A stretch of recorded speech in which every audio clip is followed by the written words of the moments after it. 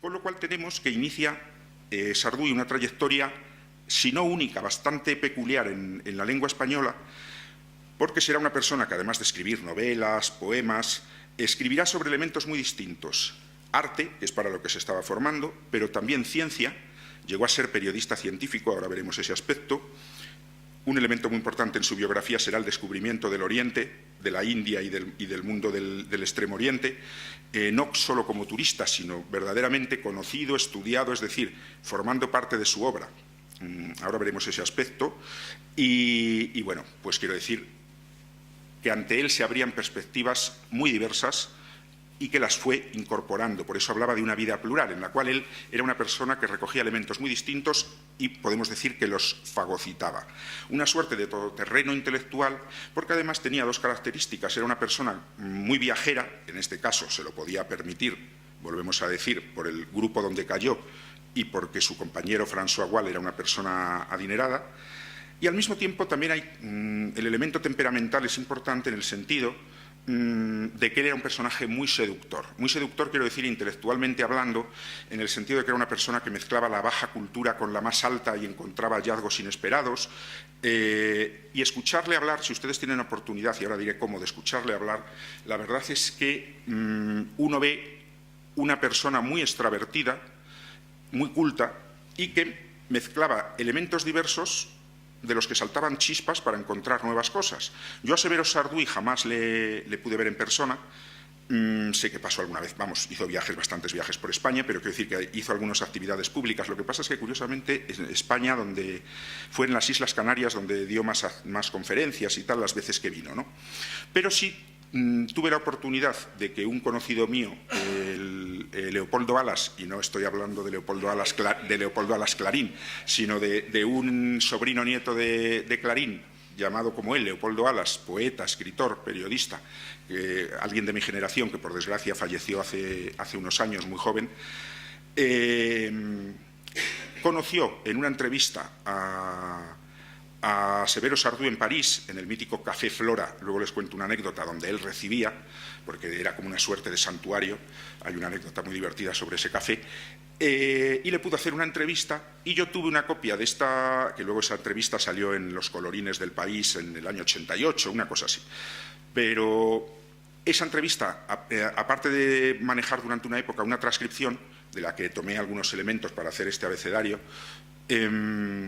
la pude escuchar. Y entonces, claro, también terminaré con alguna broma sobre las frases. Era un lujo no solo lo que decía, sino cómo lo decía, porque tenía también mucho de pose, de actor, de personaje, digamos. Hay escritores que son muy metidos hacia adentro, que es muy difícil sacarles una conversación, y hay otros todo lo contrario, ¿no? En este caso, Sarduy era un personaje que tenía también mucho de actor en el sentido más noble de la palabra, no de embaucador, sino de personaje seductor, porque tenía en su cabeza un montón de elementos muy distintos y conectaba los más dispares, a veces de manera bastante peculiar y disparatada, pero siempre con hallazgos por lo menos dignos de tenerse en cuenta. Tenemos pues que este personaje, que ya está situado en el París de esos años 60, con el tiempo acabaría incluso teniendo la nacionalidad francesa, por el pasaporte francés, en el sentido de poder viajar con él, y era una persona, él claro, nunca volvió a Cuba. Él se quedó en el sentido de que él quería mantener una postura, bueno, evidentemente su opción política era totalmente en contra de la dictadura, pero es una persona, tenía a sus padres dentro de Cuba, y entonces él tampoco hizo a veces declaraciones, aunque otras veces sí, pero digamos, no era muy militante en ese sentido, puesto que él no quería precisamente que sus padres pudieran sufrir algún problema allí, ¿no? De hecho, los dejaron salir en los años 80 a través de alguna intervención de alguien. Consiguieron los padres hacer un viaje a París, creo que ya en la década de los 80, para ver al hijo, ¿no? Y con su hermana alguna vez se encontró hasta en Argel, en algún viaje, y coincidieron pues para poder verse allí, ¿no? Él mantenía una comunicación con su familia, escribía, telefoneaba, y nunca quería perder, evidentemente, esas raíces. Pero él sabía que no podía volver a Cuba, primero, en los años 60, por las persecuciones a los homosexuales, etcétera, pero segundo, porque él sabía que corría el peligro de que si volvía no le dejaran salir. Y claro, era una persona que tenía ya toda su vida hecha en Francia, ¿no? Y una vida además en la que estaba hizo desde la labor de lo que él pudo, la verdad es que hizo mucho por la cultura hispana en general y cubana en particular desde Cuba, desde París. Por ejemplo, él es la persona responsable, uno de los trabajos que ejercía, cuando ya se instala a mitad de los años 60 en París, por un lado entró a trabajar en Radio France Internacional. Y Radio France Internacional en esa época tenía una plantilla de lujo hispanoamericana. Recuerden ustedes que hasta Vargas Llosa había pasado por allí y luego otros muchos escritores españoles e hispanoamericanos, porque Radio France Internacional, que esto los franceses son muy chauvinistas y en ese sentido saben trabajar bien por su cultura, cosa que a veces, permítaseme decir, en España no se ha hecho demasiado. Tiene unas emisiones, o tenía sobre todo.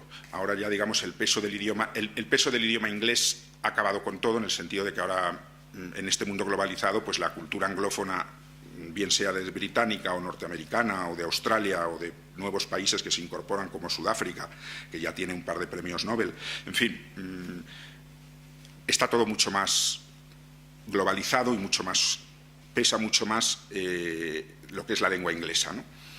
Pero en esta época todavía Francia tenía un interés, aparte de todo el mito que creó en torno a la francofonía, también de cara a otros países las emisiones en idioma español, por ejemplo, pues le interesaba mucho que llegase a toda Hispanoamérica, ¿no? Y la verdad es que en esos años Radio France Internacional tenía una plantilla muy importante.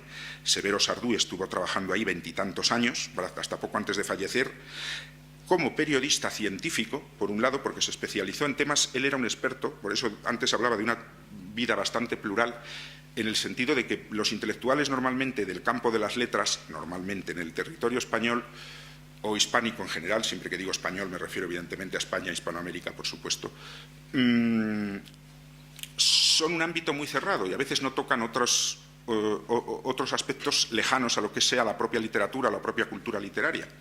Y en el caso de Sardú, no solo es que fuera un experto, como lo fue, en bellas artes, en arquitectura, por ejemplo, llegó a escribir cosas maravillosas sobre todo la historia del barroco, ¿no?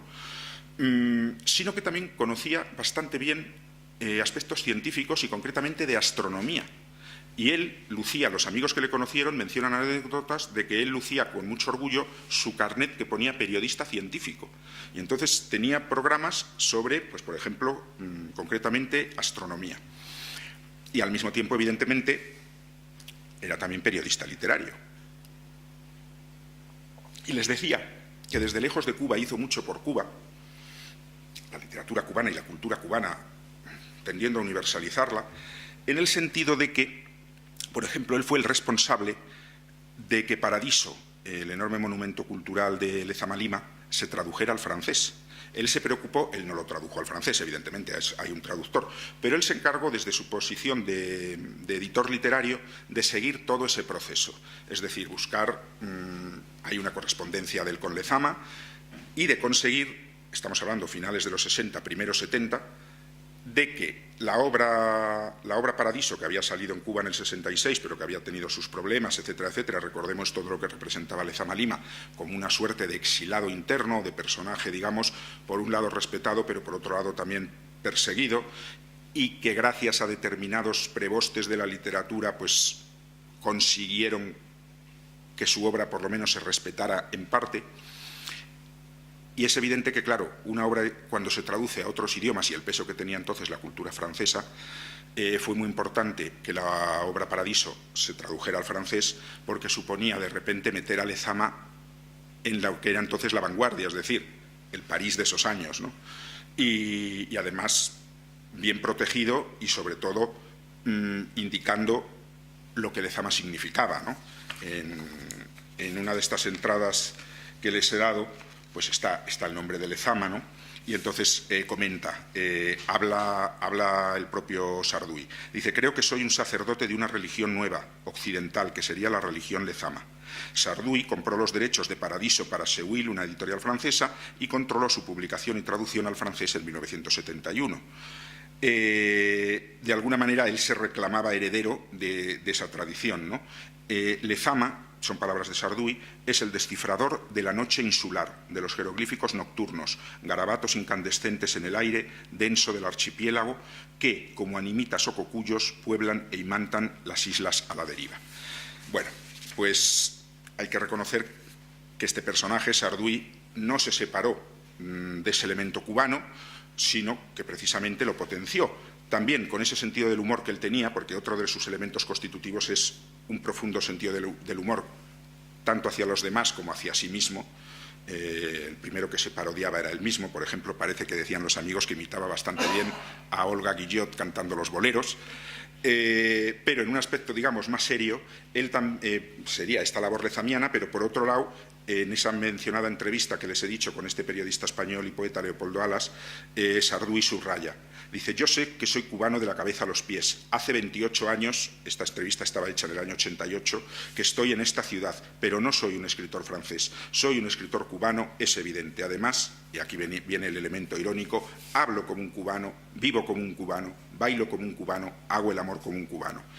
Esta frase misma, dicha por él, si ustedes la pueden escuchar, porque esto circula por ahí por la red, es evidentemente, tiene esa gracia que él tenía al hablar.